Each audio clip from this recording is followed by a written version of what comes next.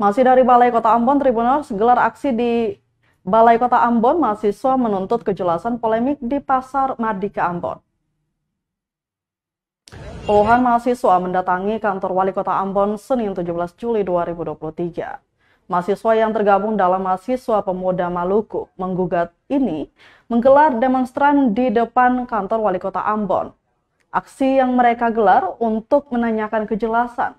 Seharusnya pedagang Pasar Mardika membayar retribusi sampah ke siapa? Pantauan tribunambon.com, puluhan mahasiswa ini membawa poster yang berkaitan dengan tuntutan mereka terkait pembayaran retribusi sampah di Pasar Mardika. Koordinator aksi Supri Makatita mengatakan, saling klaim pembayaran retribusi sampah antara Pemkot Ambon dan PT BPT membuat pedagang bingung dan juga dirugikan. Karena itu mereka berharap masalah pembayaran retribusi sampah hingga lahan bisa diselesaikan. Berikut ini poin tuntutan mereka. 1. Mendesak pemerintah Kota Ambon agar memberhentikan aktivitas Satpol PP di Pasar Mardika karena dapat menimbulkan kericuhan di depan pabrik. 2. Mendesak pemerintah Kota Ambon agar mematuhi dan mengikuti keputusan Gubernur Maluku nomor 82A tahun 2017 tentang pemutusan hubungan kerjasama antara pemerintah Kota Ambon dan pemerintah provinsi.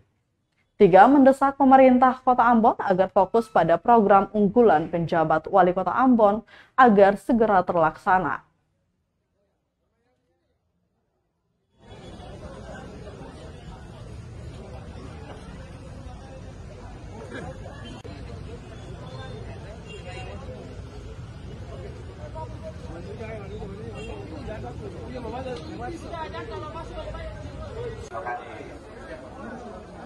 Sekarang ya Pak, itu yang aneh ya, kita jalan keluar.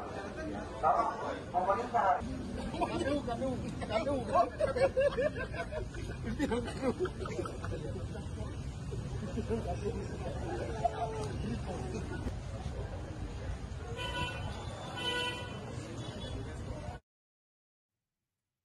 Terima kasih sudah nonton.